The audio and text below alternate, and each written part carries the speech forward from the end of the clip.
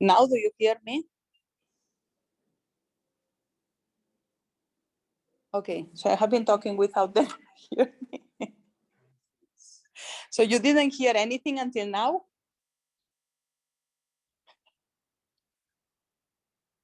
Yes, means you hear something or you didn't hear anything.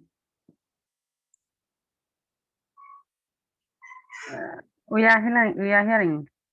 Okay.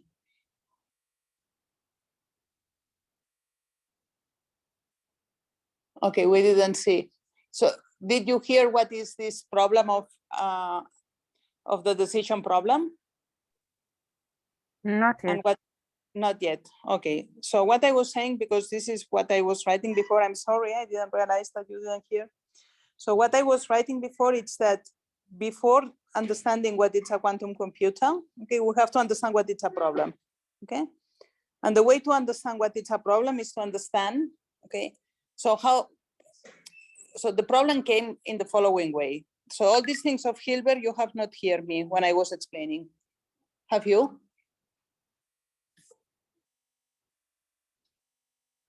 Can somebody tell me if you hear this Hilbert decision problem? Now we are hearing. Okay. Okay, so I was saying that if I repeat, doesn't matter. So 100 years ago, Hilbert, the mathematician, the same as the Hilbert space in quantum mechanics, okay, he has the following thing. Does exist an algorithm that can solve any problem in mathematics? Any problem that I can form in mathematics, does exist an algorithm that can solve any problem? Because if we are able to find that, we will be able to find all the problems, the solution of all the problems, okay? And he was convinced that the answer was yes, but indeed the answer is not. And this is very similar to this problem on language, okay? So we have a language, your language, whatever language you speak, okay? In English, for instance, I say this following sentence, I am lying, okay? If I say that, I am lying, that means that cannot be, because if I am lying, okay, I cannot say I'm lying, because then I'm not lying, because I'm saying the truth. And if I am not lying, I cannot say I am lying, because I'm saying the truth. Okay, yeah. So this is an inconsistency of the language, which means that the language is not complete. So with all the axioms given by the language of what it means to be a verb, and we will, okay, so we can reach a point in which we say something which is inconsistent. And this I am lying, it's called the lying's paradox, because we say something that we cannot prove, neither disprove if it's true. Okay? So the same thing happens in mathematics. Okay? So they are problems which cannot be solved. They are problems that we don't know the solution, but they are problems that they don't have solution. Okay? So for instance, one problem that it doesn't have solution, I will tell you two problems, one has solution and the other not. If I want to count the numbers which are positive and integers, can I do that? Yes. This problem has a solution. But if I want to count the real numbers, this problem, it's non-countable. This is an axiom by Cantor, cannot be counted, okay? So one has to decide what is a problem, okay? So in order to see what quantum computers and why everybody talks about quantum computers, that they will solve things that classical computers cannot solve, well, this sentence is wrong, okay? And we will see why. A quantum computer cannot solve a problem that a classical computer cannot solve. So why it's so important, quantum computing? Because it can solve a problem much faster, a problem that a classical computer can also solve, but much faster. Okay, maybe it can solve a problem that a classical computer will need the time of the universe to solve it. So, but it can be solved in a finite time, in a day. So in this sense, This is a huge thing, okay? But there are problems, and we will see which problems, that they don't have a solution, okay? So in order to explain that, I have to explain what is a problem. And of course, a problem, a mathematical problem. Everybody says what is a problem, but the problems, we can organize it in two kinds of ways. One, which is these decision problems, okay? And a decision problem is a problem in which I have as an output, yes or not.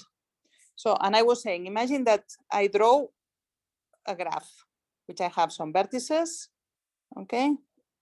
And some edges, okay, here. And now a decision problem will be, okay, it's 2 points of the edge, they are connected or not through some path, all right? So, and the answer will be yes or not, okay? And then there are another thing which are called function problems. And the function problems is for every input, I have an output. So in the decision problem, I only have to say yes or not, okay? I don't have different outputs.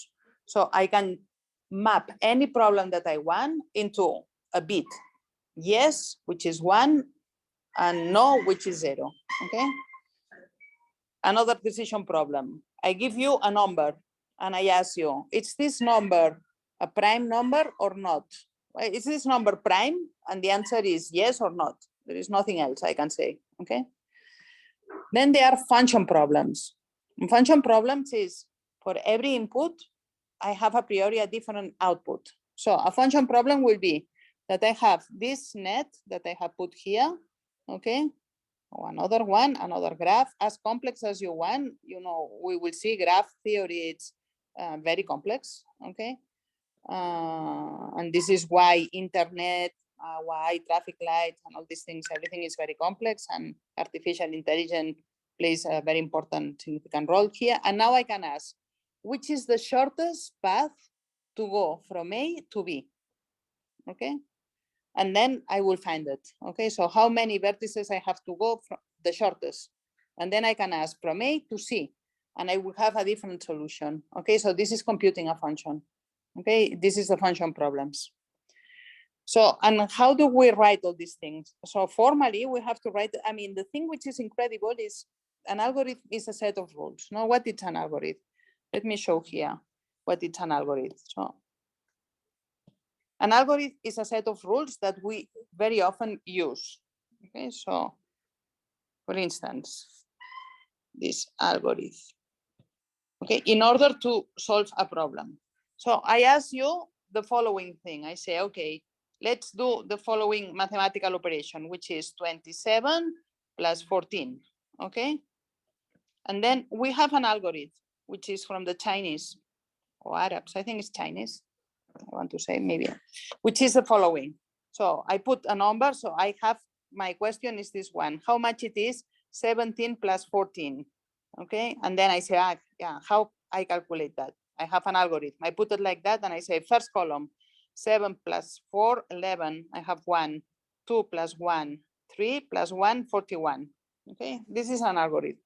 And this algorithm is very efficient because now if I ask you, instead of having this addition, if now I ask you, do the following addition, 1, 3, 5, 7, 9, 7, 6, plus, okay, I don't know, 34, 34, 72, 0, okay? So this a priori, by head, you will not be able to do it. It's impossible. We don't have so much memory to in our head to remember, or most of us, at least I don't have it, all these things. But we have this algorithm, which is fantastic because algorithm tells us that it's exactly like this one. I put my number here, 47, 18, 9, 7, and now this one, 0, 2, 1, 7, 4, 3, 4, 3, and now I add, and it's the same as before, okay? So I increase the size, but the algorithm is the same. This one plus this one, 7, 0, 9 plus 2, 11, I have 1, 8 plus 1, 9 plus 1, 10, I have 1, and so on and so forth, okay? So this is a super good algorithm that we have. So an algorithm is a set of rules that allows us to do an operate, to solve a problem, okay? So obviously, incredibly, 100 years ago, Hilbert was saying, okay, can we think that each problem that I can invent in mathematics will have an algorithm? I can, then another problem is to find the algorithm. Okay, but now we are asking, is any problem that I can think in mathematics has an algorithm that can solve this problem? And this is the decision problem, okay, and childhood's problem. And the answer is no, no, and no, no. Okay, so they are problems that they cannot be solved. They are problems that we don't know the solution, and they are problems that they can be solved and it's very difficult. Okay, maybe we think that they cannot be solved, but they can be solved and it's very difficult. Okay, so maybe we will need the age of universe to solve them, but they have a solution. Okay, so this is conceptually very important. Okay, so the way to formalize if a problem exists or not, or how we formalize is a problem, and this is what I was saying, it's that we construct first of all an alphabet. Okay, and let's put an alphabet, it's a set of symbols. Let's construct a very simple alphabet, which only has two symbols, 0 and 1. Now let's construct, I will put here better, okay? Let's construct the words that I can create with this alphabet. Well, listen, this is very similar, not to our alphabet when we speak. So with 0 and 1, I can create many different words. Of course, the 0, the 1, the 001, 110, and all combinations that I can do from 001 and so on. And now I define, so these are the words, and now I defined a language. And I say, okay, the language will be the set of words, okay, that I have constructed with my alphabet, okay, and they have a property, okay. So for instance, which property? For instance, I ask, the property will be if the number that I have constructed with zeros and ones, it's a prime number or it's not a prime number. Okay. Do you see it? Okay. So to find the solution of a problem, if I formalize, this is the way how one can formalize the things mathematically. Okay. So to find the solution of a problem, it's equivalent to say if a given word belongs to this language or not. Okay. So it's very similar. It's copy from our speaking, no? So imagine that the language, the alphabet that which I come from Barcelona, use, which is the Roman alphabet, and the alphabet that is here in Rwanda is the Roman alphabet also. So we have the same letters, okay? But now I construct a word and with these letters, and I ask the question, it's the same letters, okay? The alphabet is the same. And I ask, my question is, this word belongs to Kinyarwanda language or not? Okay, so this is the problem. And the solution is yes or not. Okay, so this is how we formalize the problems in mathematics when thinking an algorithm. So we give a language, with an alphabet, we construct the words. The language has properties like it happens for us writing. I mean, how can we say a priori a collection of Roman letters belongs to either Kinyarwanda or Spanish or Catalan? How can we say it? I have no idea. There is not a property there. Okay, so we have to check it. But the answer is yes or not. Okay, so this is how we put the problems. Is that clear? So, and now I say that very importantly, okay, so in 1928, Hilbert asked, there exists an algorithm for each problem. At that time, of course, problems were not formalized like that. Nobody knew how to formalize mathematically a mathematical problem, okay? There exists an algorithm for each problem, and he was convinced that yes, and then there is in 36, Turing, who says no. No, okay? And I would like to show you that because this is the basis of everything that we can do, okay? So how does it work? So can we say that a problem that doesn't have a solution cannot be classified as a problem. A problem that it doesn't have a solution? It's not a problem. No, of course it's a problem. Of course it's a problem. So for instance, I'm going to give you a problem, which is, and this is called, it's not decidable. Okay, so I say that there are problems, decision problems. The answer is yes or not. Okay, so to calculate the ground state energy of many strongly correlated systems, okay, with sufficient precision, it's undeciphable. It has no solution. Okay, so it has sense because you can say, I want to know which is the ground state of my system. Okay, but to know which is the ground state with, in some cases that we know, so that there are cases in condensed matter where the ground state energy cannot be solved with enough precision. Okay, so you say there is a gap to the first excited state which is smaller than, I cannot say. I cannot say it, and the problem is undeciphable. So it has no solution. Okay, so would that be the deficiency of the theory we know at hand now? Like the deficiency of maybe the theory we know to solve the problem. So that's why this is another thing. Okay, so this is a very interesting question because you can say, okay, the first thing that Hilbert says, does exist an algorithm to calculate a problem? So we decide we have a problem, ground state energy, or another thing, problem of physics or mathematics, all right? So we are not talking sentimental problems, okay? And now you say, okay, let's see. There is two things here that you are right that one say, does exist an algorithm, okay, that can calculate? And if it exists an algorithm, how many steps? It's the minimum number of steps that this algorithm has to do in order to solve it. Okay, so it looks at these two questions. They are kind of the same part of the same question, but it's not true. So it happens that we know that there are problems that does exist an algorithm, yes. Okay, which is the number of times that I have to apply, how many operations this algorithm will have, which is the minimum number. I have no idea. Okay, which if I have no idea means that in some way I'm not able to solve it, but the problem has solution. Okay, so and one has to distinguish. So these are two facets of the same thing. Okay, and it's indeed super interesting. Okay, so and so I would like, it's a little bit demanding, but I mean probably you will never see it if you don't do it with me once. So I would like to show you how this problem can be formalized. Okay, and this is something which I'm going to delete here.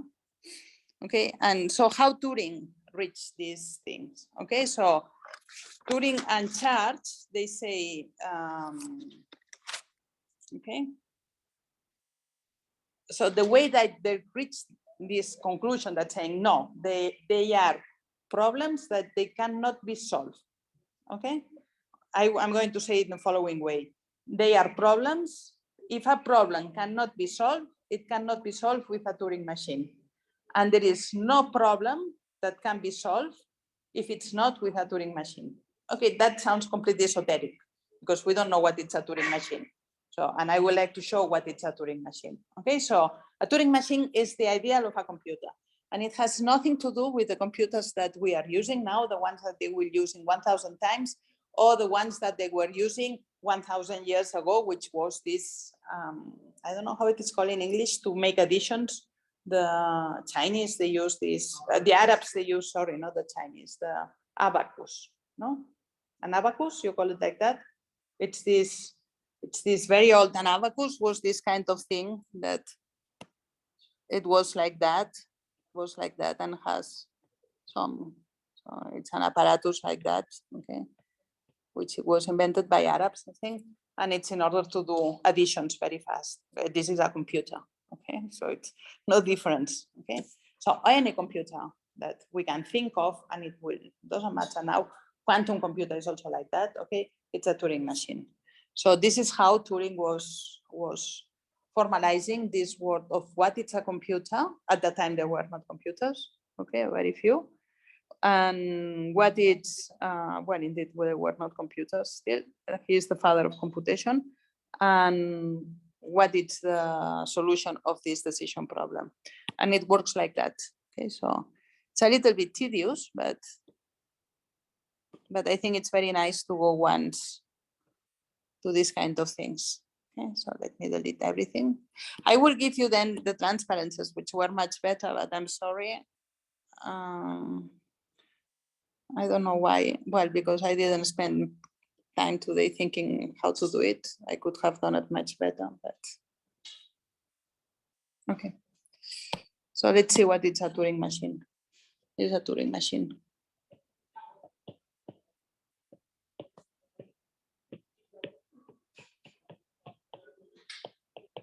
So a Turing machine is the same as to say a computer. Any. Has nothing to do with any technology. So any computer will always be a Turing machine. Okay, so whatever a Turing machine cannot solve, so our computers are Turing machines. And the computers of the future in 1,000 years, they will be Turing machines. And whatever a Turing machine cannot solve, it cannot be solved. So how is a Turing machine? A Turing machine is an idealization of what is a computer. And it's of the following way, okay? So it's something like that. Okay, so let me, here has a program. Then it has something which is called, I will put it bigger, which is very important, finite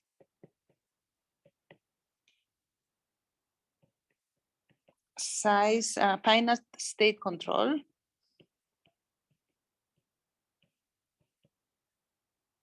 Okay, and now it has like a head here.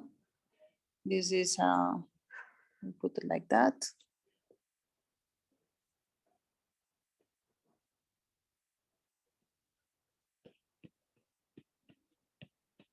And I will go very slow so that we understand how it goes, okay? And this is a read and write head.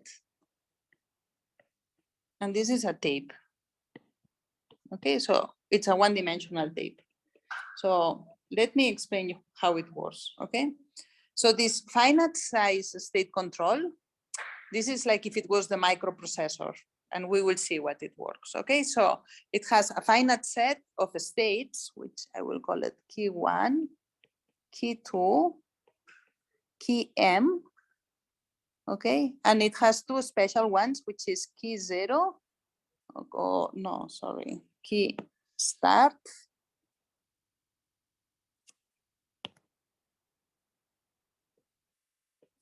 and key H.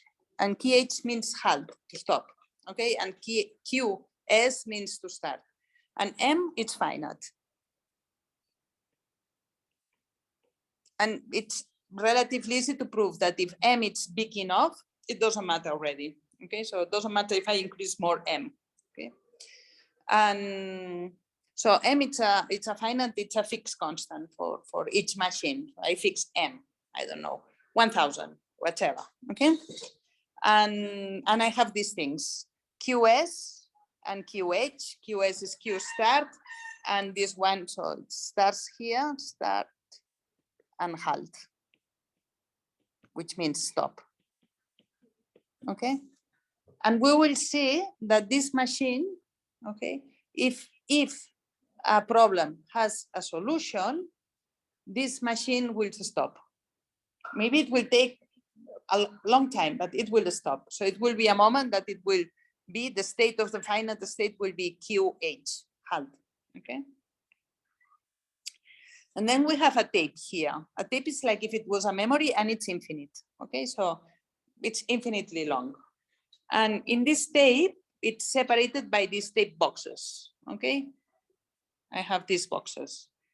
And in these boxes, okay, each of these square or boxes contains a letter from some alphabet. So I have an alphabet, and now I have, as I was saying before, I put the letters of my alphabet here, okay? And so let's assume that we have the following alphabet. We will use this alphabet, as I was saying before, the 0, the 1, the B, and this thing of here, okay? So I have an alphabet that have 4 letters, 0, 1, B for blank, B, which means blank. Okay, so nothing is written, and this arrow, which is a start. Okay, so, and in the left part of the tape, I have this start, and then I have 0, 1, 1, 1, 0. Oops, let me put it a little bit more clean. Okay. Okay. So 0, 1, and now I don't have anything here. So these are the blanks. I could put B, but it's already blank. Okay. So initially this tape, which is very important, this tape has at the most left size this thing, okay, which tell us, and then it has the sequences of 0, 1, 1, 1, 0, 0, whatever it is, and then blanks, okay, things that they can be written.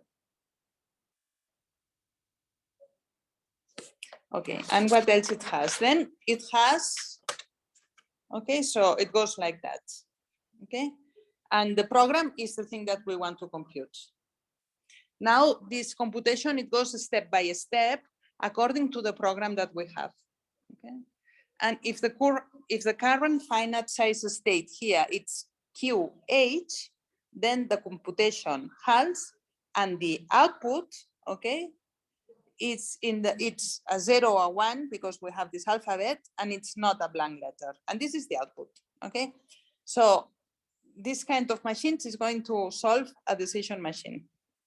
Okay, and a program, so I have decided what is this finite size. So this is like a microprocessor, all right? So I have this kind of a finite number of states, Q1, Q2, Km, with this key S for start and key H. I have this thing which reads and writes, so it's like a hand of my tape, and I have my memory, which is this tape, which is like that, okay? And now I have to specify what is a program, okay? And a program, okay, a program is, for a Turing machine, is a finite order, is a finite ordered list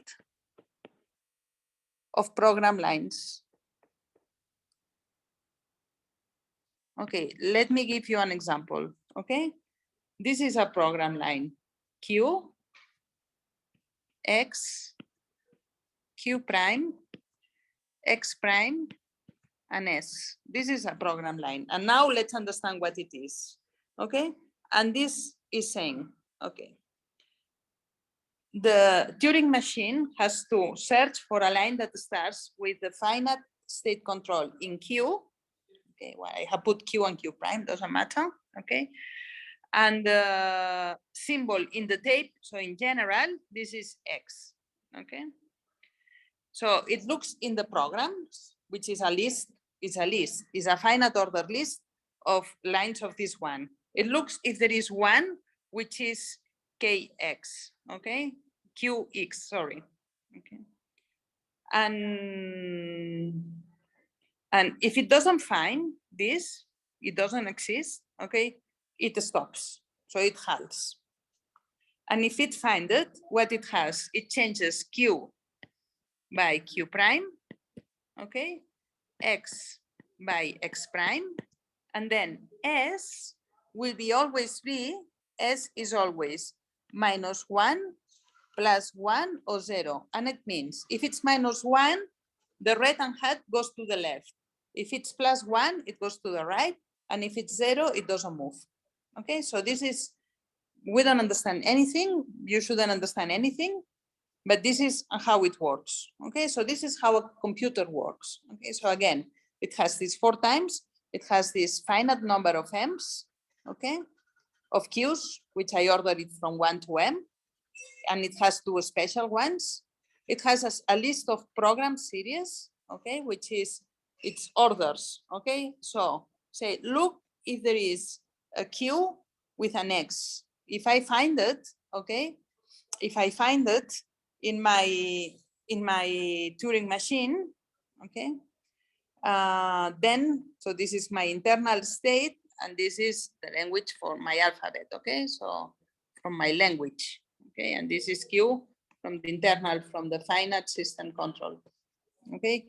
If I cannot find something which is QX in my program, I say, no, this doesn't exist, okay? That the internal state is in Q, and in the tape that I'm reading, there is a letter or word X. If it cannot be, stop. But if you find it, then the machine, what it does, it goes to Q prime, the internal state changes from Q to Q prime. The reading that it was here goes from X to X prime, and the head and right thing moves to the right, to the left, or stays. Okay. Okay. So this is a program line. Okay. So now what I want to say is there is no any algorithm that it cannot be written and solved with this machine. There is not, doesn't exist, okay? So any problem that it can be solved with this machine, and it will be solved if the Turing machine stops. So let me give you an example, okay? Because this is, it's true that it's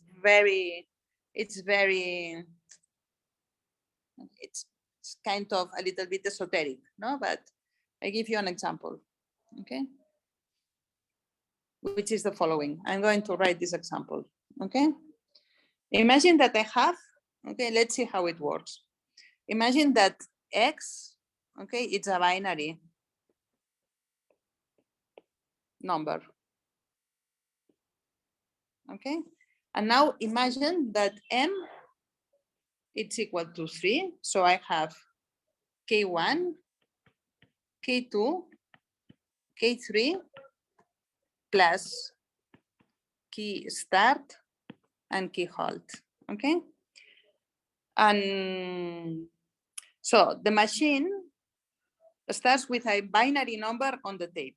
And now there is a program. And now I show you the program. And I give you the following program. And we will try to understand it. Okay, from key Q start, okay? Then I have this. Then I have key 1. Then I have this, and I have +1. Let me see if I remember how it works, okay? Then I have the next line, it's key 1, 0, key 1, blanket, +1. The next line, it's key 1, 1, key 1, and I will explain what it means, huh? -1. No, +1. I have 7. Key 1, blanket, key 2,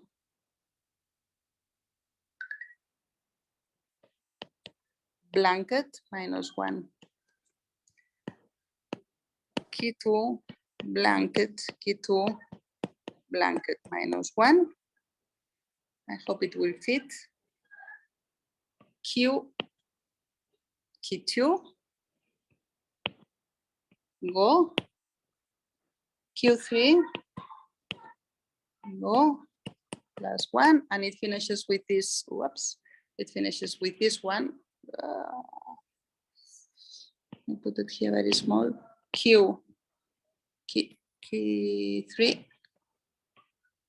It doesn't fit here, I will put it here. So the 7th is, so from here it goes like that.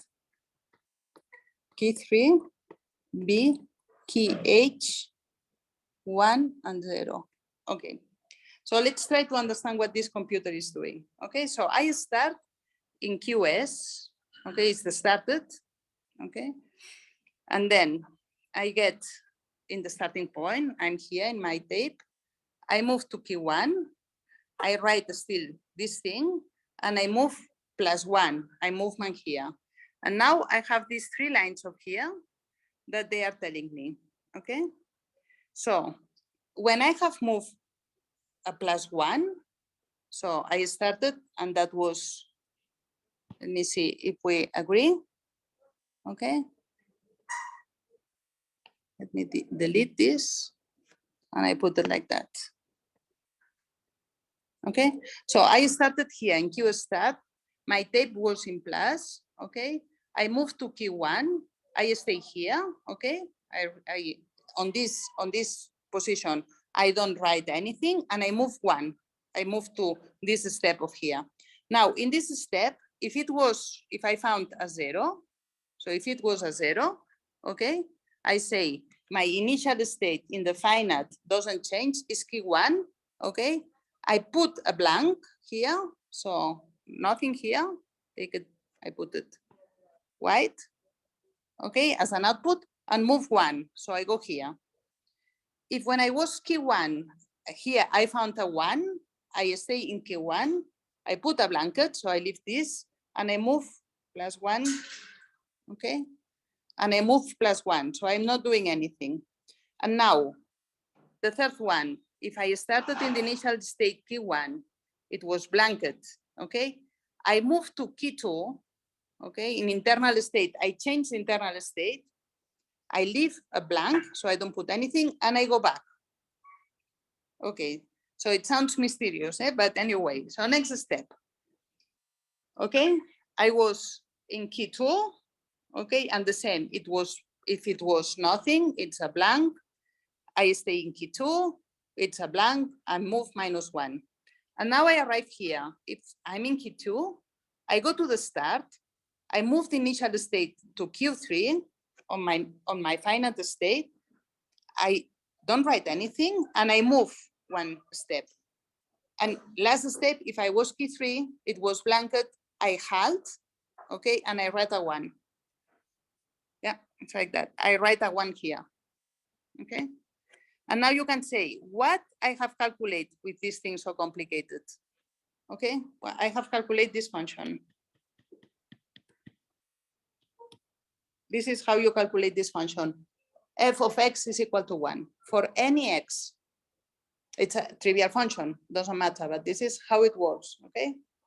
For any possible x, because I have say x is a letter of my alphabet, I need these 7 steps, and then I will finish having as an output, which is here, the output is 1.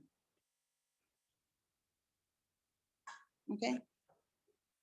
So it sounds super complicated, but if one thinks a little bit what it's doing, it's super complicated. The machine is very simple. Okay, so compare it to any computer that we have now, the machine is very simple, but this is how a Turing machine works. If the Turing machine stops, because this guy has made 7 steps, and at the end has a stop, okay, it went to K halting, because it has been able to find that the output of this function is equal to 1. Then the problem has solution. If the machine never stops, and this happens, so there are problems in which when you write it, any problem that you want to put in this way, then the problem doesn't have a solution. It will never have a solution.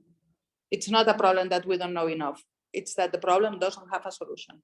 Okay. So, like, how long do you take to do that? This is exactly, so how long it will take, okay, to write well? I have no idea, okay, but you know that, no, you don't know, because obviously this is very difficult. So how we can distinguish, and this is the complexity classes, how we can distinguish if a problem it's very difficult or it's not solvable.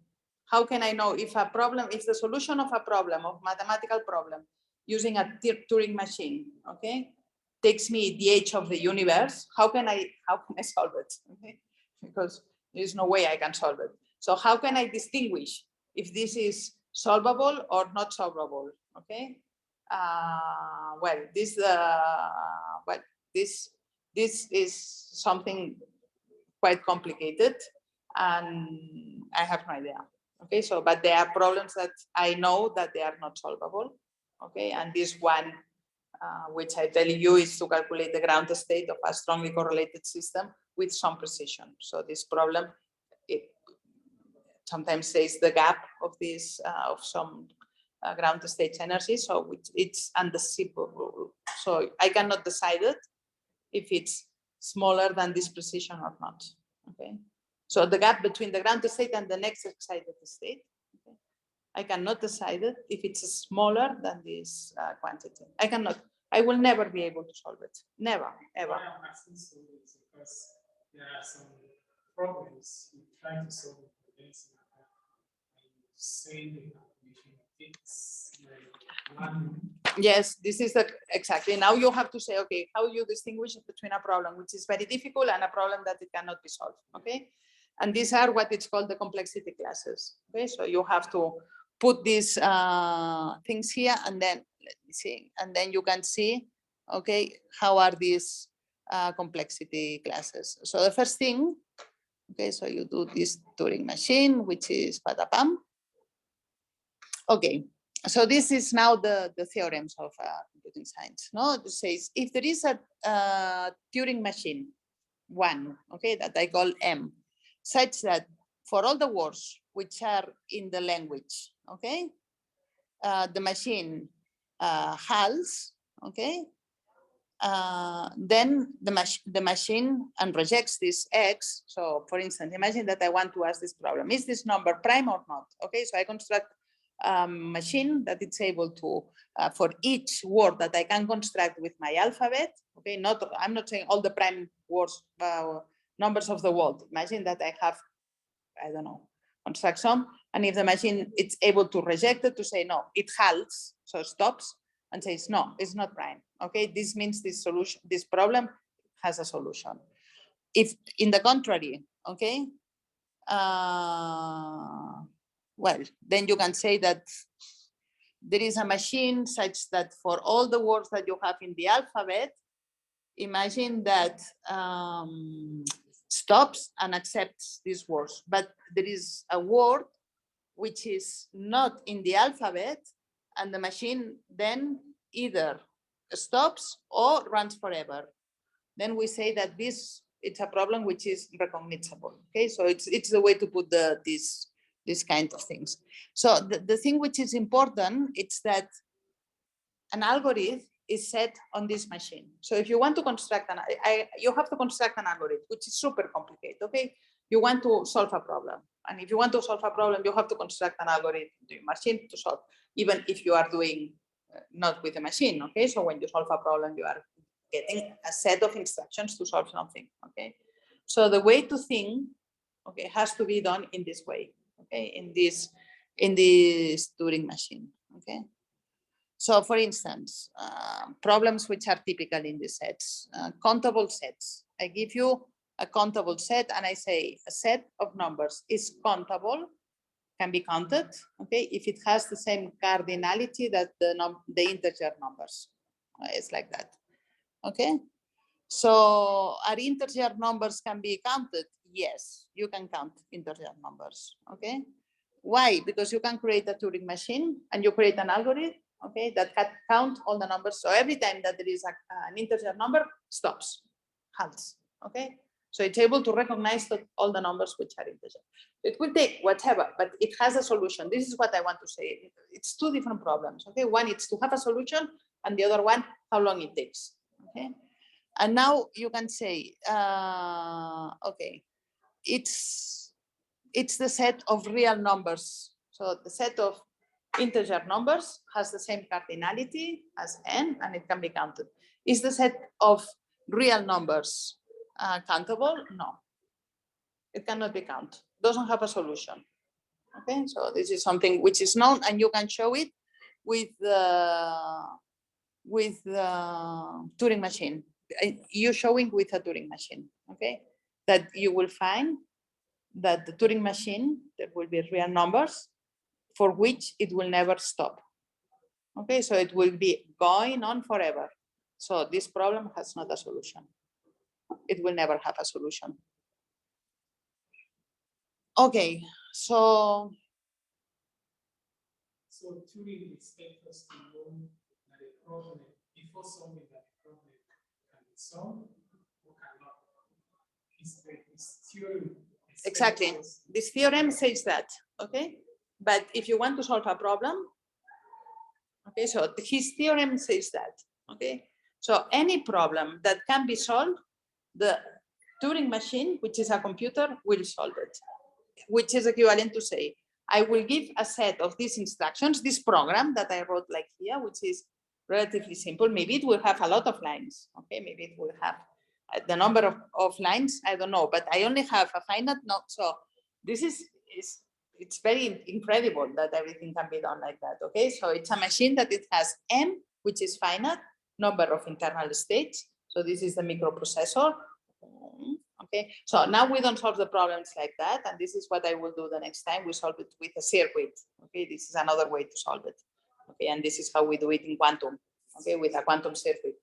But what we have here, so we have this. It's quite amazing, all right? So it takes a little bit to understand and to see that this example, for instance, is exactly computing f of x equal to 1, but you have m, which is finite, okay?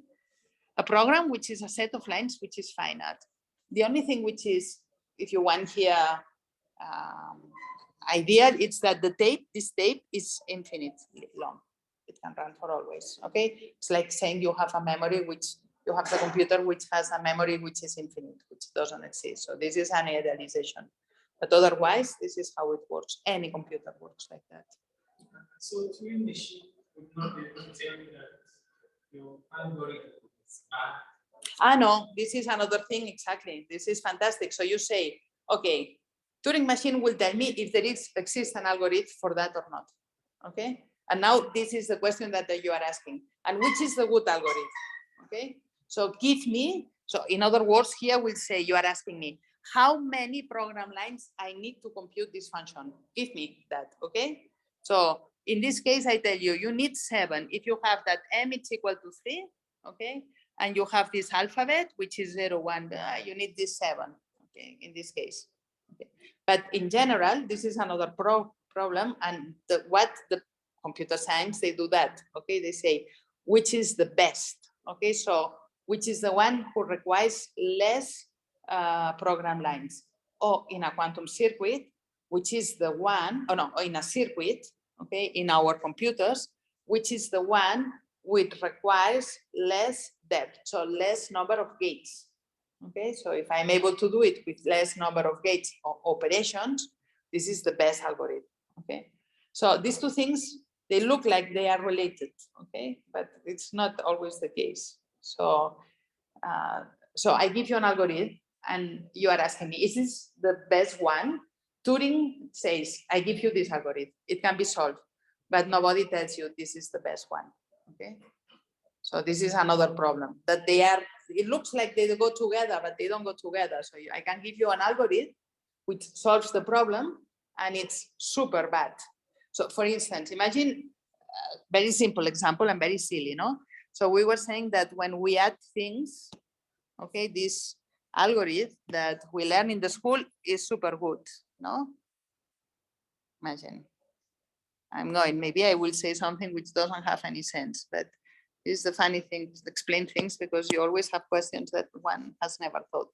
So we say, imagine another algorithm which is very good. This one is Chinese, is multiplication. No, we know that to multiply 2 digits, okay, or to multiply 20 digits, let's put 5. Okay, it's equally easy or equally difficult. Why? Because at the end, we only need to know the multiplication table from 1 to 10. No, this is why we don't learn more, because to multiply, we only need to know from 1 to 10. So from 1 to 9, indeed, no, or 0 to 9. Why? Because we do these things, no? 5 times 3, 15. I have 1, 4 times 8, 9. Now I have to move one line. This is an algorithm. This is instruction. 4 times 12, I have 1, 4 times 8 plus 1, 9. And now I add, and I add in this way. I know that I have to add, and if there is nothing here, it's a 0. Okay, and then I have 5, 11, because I know how to add, 9 plus 1, 10. Okay. Sorry, I did it wrong already. Because I have to do it, I have to do it in my language. I cannot do it. 5 por 3, 15, llevamos una. 5 por 2, 10. 5, 11. Wow. Sorry. Yeah, this, I don't know if it happens to you. I can only multiply and do all these things in my language. I cannot do it. Okay, sorry, that's terrible. And now, but this one is correct. 4 times 12, this one is correct, no? 5, 11, It's very typical not to do it horribly bad like that. So this is 5, now it's correct, 5, 3, and 9, 10, okay? And now if we want to do the same here, it's the same, okay? So it's super good.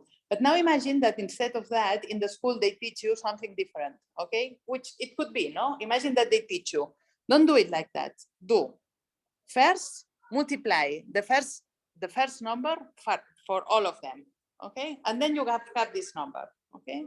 Or more complicated. So you do first the which sometimes you can do it, the sentence, the descents, the blah, blah, and then at the end you add, okay? So these two algorithms are very similar because they will give you the same result, but of course one is much more efficient than the other.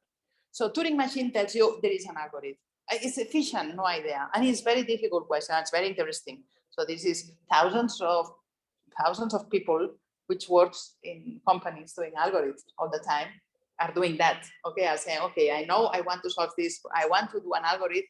I mean, all these things of algorithms are super related to these gaming things. All right, so this artificial intelligence, we know it works because the people likes to do gaming, and then they construct that and all these things. But I think I will stop here. Okay, and what I will do on Thursday, it's to so this is the basics. Okay, and now can one solve problems? Well, normally one don't use the Turing machine. One uses a circuit, a classical circuit. Okay, which are wires and they are and connectors. Okay, so and gates. So a wire, it's how you transfer the information, and a gate, how you compute very simple things. Okay, because you want to do gates which are very simple. Why? Because it's much better to repeat a gate which is very simple, 1 + 1, instead of making a gate which makes a gate for that. Okay, this is idiotic. Okay, nobody will make a gate for that you have 5 inputs and 5 outputs. You will do it at the time. It will be much efficient to do it 2 inputs and 2 outputs, 2 inputs, and then you add. Okay, and you do it like that.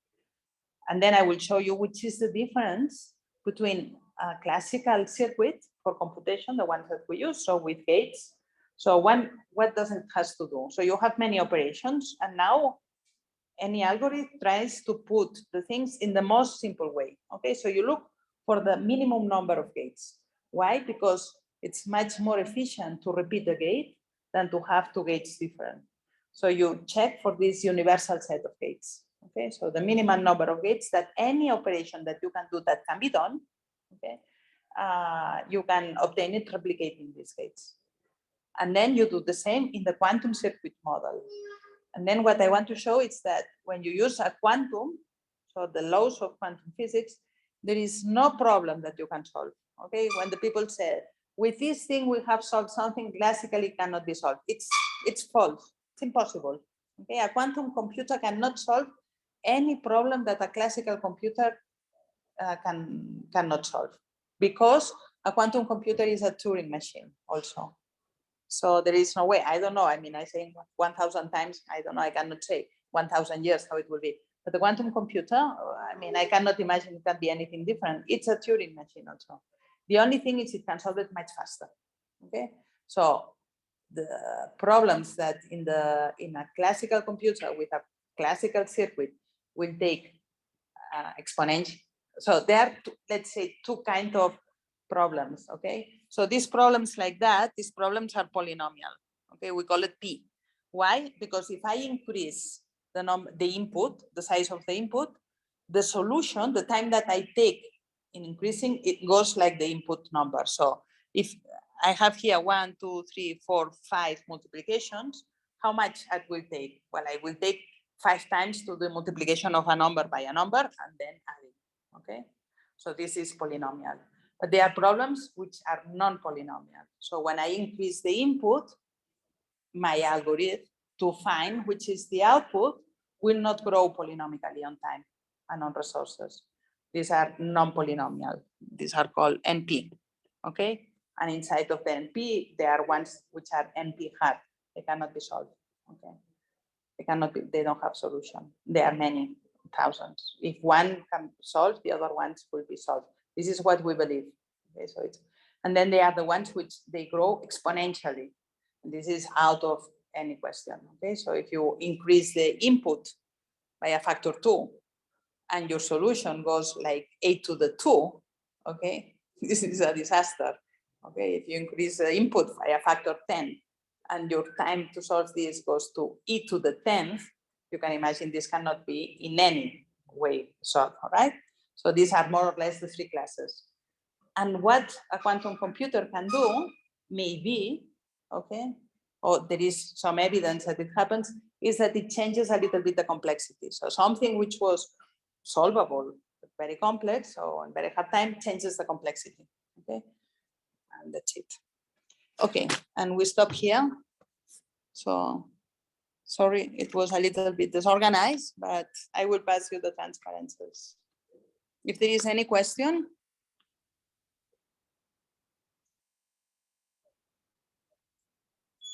Okay.